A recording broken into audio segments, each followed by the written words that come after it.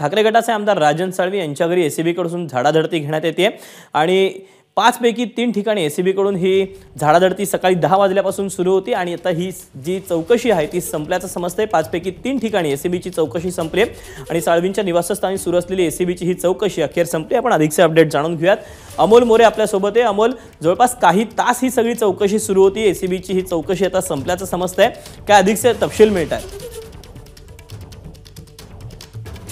आता सुटून गेलेले आहेत साधारणपणे आपण असं म्हणू एक 8:30 ते 9च्या दरम्यान सकाळी ही एसीबीची चौकशी जी आहे ती साधारणपणे 5 ठिकाणी सुरू होती। त्यामध्ये राजन साळवी यांचं जे आत्ता राजन साळवी ज्या ठिकाणी राहतात ते घर आहे, त्यांचं मूळ घर म्हणजे रत्नागिरी शहरामध्ये तेलीआळी म्हणून एक ठिकाण त्या ठिकाणी आहे, त्यांचं हॉटेल, त्यांचं संपर्क कार्यालय आणि संजय साळवी म्हणजे त्यांचे भाऊ आहेत त्यांचं घर किंवा त्याच ठिकाणी काही लोक राहत होती, त्यांचे कामगार वर्ग होता, त्या ठिकाणी या सगळ्या गोष्टी सुरू होत्या।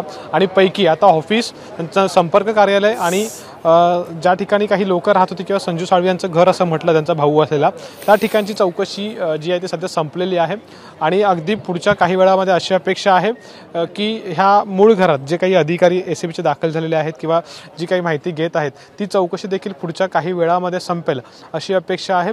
कार्यकर्ते जे आहेत ते आता हीच वाट बघतात की ही चौकशी नेमकी संपणार कधी आणि त्यानंतर एसीबी कडून राजन साळवी यांच्या संदर्भात नेमका काय निर्णय घेतला जाणार आहे। कारण की एक सातत्याने एक चर्चा जी सुरू आहे ती अशी आहे की राजन साळवी यांना अटक होऊ शकते किंवा त्यांनी ती शक्यता जी आहे ती काही वेळापूर्वी आपल्याशी प्रसारमाध्यमांशी बोलताना बोलून देखील दाखवलेली आहे।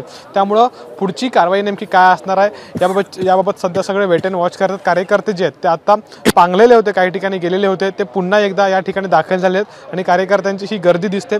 पोलीस आहेत ते देखील या ठिकाणी सध्या आपल्याला दिसून येत आहेत। महत्त्वाची गोष्ट ही आहे की आत्ता एक जस्ट काही सेकंदात जे अपडेट आहे त्यानुसार आणखीन एका ठिकाणची एसीबीची चौकशी संपल्याचं आपल्याला दिसून येत आहे आणि आत्ता राजन साळवी जे आहेत आत्ता सध्याच्या घडीला इथे काही प्रमुख पदाधिकारी आहेत त्यांच्या समवेत इथे बसलेले आपल्याला दिसून येत आहेत। दीपक,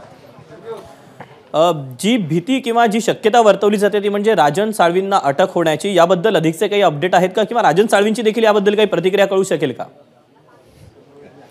मी नक्कीच राजन साळवींशी बोलण्याचा प्रयत्न 100% करतोय। सर, 4 ठिकाणची जवळपास चौकशी जी आहे ती संपलेली आहे, या ठिकाणी संपेल आणि त्यानंतर तुम्ही म्हटलात त्याप्रमाणे कारवाईची शक्यता सध्या वर्तवली जाते।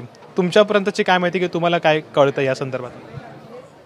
माझ्या स्वतःच्या कुटुंबाच्या ज्या 4 प्रॉपर्टी आहेत त्यातली 3 प्रॉपर्टी मला पूर्ण झालेली आहे। 4थं माझं स्वतःचं घर, त्याची अजून तिथे चौकशी, मोजमाप, त्याचं स्टेटमेंट चालू आहे आणि त्यानंतर त्यांनी सांगितल्याप्रमाणे 3वरती गुन्हे दाखल केलेले आहेत, माझ्यावरती, माझ्या पत्नीवर, माझ्या मुलावरती। त्यामुळे त्यांची कारवाई पुढची काय असेल मला अजून माहिती नाही आहे, परंतु गुन्हा दाखल झाला म्हटल्यानंतर ते अटक करून घेऊन जातील असं मला वाटतंय, पण मला तसं अजून काय कायदेशीर मला काय माहिती नाही अजून। महत्त्वाचा मुद्दा, तुम्ही अटकपूर्व जामिनासाठी गेलेला नाही आहात, तुमचे काही मगाशी न्याय आणि विधीचे जे सेल आहे तुमचे त्याचे वकील देखील येऊन गेले, काय चर्चा झाली बेसिक लेवलला? तरी गुन्हा दाखल झाल्यानंतर काय होऊ शकतं या संबंधी त्यांनी मला माहिती त्या ठिकाणी दिली आणि अटकपूर्वसाठी मी जाणार नाही हे तुमच्याकडे स्पष्ट केलेलं आहे। तर दीपक, राजन साळवी यांनी देखील हेच म्हटलेलं आहे की कदाचित मला अटक होऊ शकते। दीपक, नशीब, त्यामुळे आता काय नेमकं होतं हे पाहणं महत्त्वाचं असणार आहे। अमोल, धन्यवाद दिलेल्या सगळ्या सविस्तर माहितीबद्दल आणि राजन साळवी यांच्याशी संपर्क साधल्याबद्दल। एबीपी माझा, उघडा डोळे बघा नीट।